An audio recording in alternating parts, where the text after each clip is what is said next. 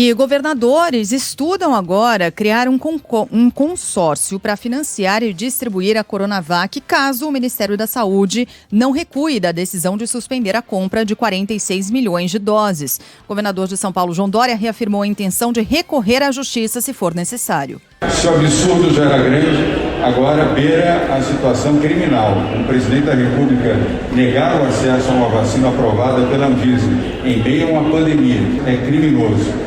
Se prosseguir dentro dessa linha, eu não tenho dúvida que teremos que judicializar esse processo na defesa do direito de todos os brasileiros. Essa possibilidade de os governadores se articularem em torno de um consórcio, ela ainda é bastante embrionária, mas de todo modo já começa a existir um movimento nesse sentido de governadores, inclusive não só de governadores do PSDB, portanto, diretamente aliados de João Dória, mas mesmo aqueles que não são necessariamente aliados ao governador de São Paulo, simplesmente são adversários politicamente falando de Jair Bolsonaro, também topariam entrar nesse consórcio. De todo modo, a gente está falando também de um aspecto aqui que, muito embora haja governadores interessados de verdade na vacina, também tem um aspecto político. Não deixa de existir, infelizmente, um aspecto político nessa questão. Bem, o presidente da Anvisa, Antônio Barra Torres, garantiu que não haverá qualquer influência política. Não há nenhuma influência, nunca houve nenhum pedido, nenhuma sugestão, nenhuma orientação, nada que o presidente Jair Bolsonaro tenha feito em relação às minhas atitudes aqui na Anvisa. Motivo pelo qual eu tenho tido, sim, a tranquilidade de trabalhar e de votar de acordo com a minha consciência. Ainda ontem, Bolsonaro se encontrou com o ministro da Saúde, Eduardo Pazuello, que está com coronavírus, e disse que não há a menor chance de mudanças na pasta. Os dois estavam lado a lado, sem máscara. Não teve problema nenhum. Senhores, é simples assim. Um manda e o outro obedece. Mas a gente tem um carinho, entendeu? Dá pra desenrolar. Tá pintando o clima. Dá pra desenrolar. Coisa exótica foi essa visita de Bolsonaro a Pazuello, que estava em casa descansando. Não chegava a estar de pijama, mas estava de roupa de casa. Uma camiseta, e foi surpreendido pela visita do presidente. Bom, Pazuello é adulto, vacinado, quer dizer, é adulto, dono de suas próprias opiniões, de sua própria vida, de sua própria carreira, não entende que foi humilhado. O que a gente viu ontem foi um general da ativa duplamente humilhado. Porque se há uma hierarquia no Exército, e o Bolsonaro utilizou essa metáfora para explicar por que ele pode tomar decisões à revelia de seus ministros, como no caso de Pazuello, nesse episódio deplorável e humilhante, não existe no Exército nenhuma diretriz que autorize um superior a humilhar o seu comandado quando este comandado realiza exatamente aquilo que o superior mandou. E foi o que aconteceu. E mesmo assim, Pazuello tornou-se o ministro mais humilhado da história da pasta da saúde, certamente aquele que mais foi humilhado publicamente dentro deste governo Bolsonaro. No dia em que Bolsonaro anunciou que não mais compraria, não mais reservaria aquele lote de vacinas da Sinovac com o Instituto Butantan, a gente já falava, não há como Pazuello permanecer no cargo. Ele terá de pedir demissão ou terá de ser demitido pelo presidente.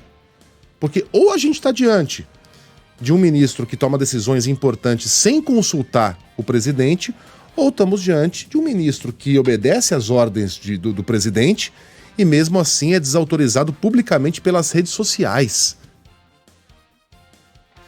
Numa resposta para o internauta, com caixa alta, com a sugestão de que estivesse traindo o presidente. A palavra traição foi usada por Bolsonaro. Sem argumentação técnica nenhuma, né? Sem argumentação técnica nenhuma. Pazuello estava cumprindo o seu trabalho. Por que é importante a gente reservar esses lotes? Quando o Bolsonaro também tem a mania de responder a argumentos que não foram feitos. Ele disse ontem que não manda na agência e que não vai qualquer imunizante. Ninguém está pedindo para que ele faça isso. Mas em algum momento teremos uma vacina. Ela virá do Butantan, ela virá dos Estados Unidos, ela virá da Europa, ela virá da Alemanha. Europa e Alemanha são Deu para entender. Ela virá da Inglaterra, virá da Alemanha, de algum lugar virá essa vacina. Quanto mais o Brasil tiver preparado, reservando doses para quando essas doses forem consideradas eficazes, tiverem a sua comprovação científica, mais rápido o Brasil vai imunizar a sua população. A gente está falando de vidas salvas. Literalmente de vidas de brasileiros salvas. E essa vacina calha de ser aquela que está no processo mais avançado, no estágio mais avançado do processo. Ela pode eventualmente não avançar. Ela pode parar no último processo. Como qualquer outra, Como inclusive. qualquer outra, ser descartada. Mas não há razão para que você trate a vacina da China, que não é a vacina da China, é a vacina produzida em parceria com uma empresa privada chinesa e não com a ditadura chinesa, aqui no Brasil, pelos nossos técnicos, com a supervisão da nossa agência de vigilância sanitária, de uma maneira diferente é que você trata qualquer outra vacina, que é exatamente o que o presidente faz. Ele está fazendo política, ele está aplicando ideologia, ele está se rastejando para o governo americano, que nesta semana mandou representantes para se reunir com o governo brasileiro, com Jair Bolsonaro, exatamente numa viagem com o propósito de fazer proselitismo anti-China, e brincando com isso com a vida de brasileiros. Quanto ao fato de Bolsonaro visitar alguém que está doente, contaminado com o coronavírus, dizer o quê? Ah, mas o Bolsonaro já foi contaminado e não pega. Em tese, sim. Isso não está comprovado, mas ok. Vamos partir desse princípio. O Bolsonaro ainda assim é um condutor de vírus. O Bolsonaro deve ter saído cheio de vírus nas mãos, nas roupas, no cabelo. É uma doença que pede o isolamento, É uma doença que pede... Ele pode não se contaminar mais, mas ele foi lá e levou o vírus de volta para o Palácio do Planalto, onde há seguranças, onde há cozinheiros, garçons, onde ele se encontrou novamente com outros ministros, com a primeira-dama, com gente que eventualmente não tenha se contaminado ainda, com o motorista do carro que o levou até a casa do Pazuello. Ou alguém imagina que o Bolsonaro tomou um jato de lisoforme depois que saiu da casa do ministro? Entrou na tendinha em Osasco lá e tomou um jato de a tendinha de aquela. Osasco. Pelo amor de Deus. A gente tenta aqui não criticar o presidente dioturnamente, mas não tem jeito.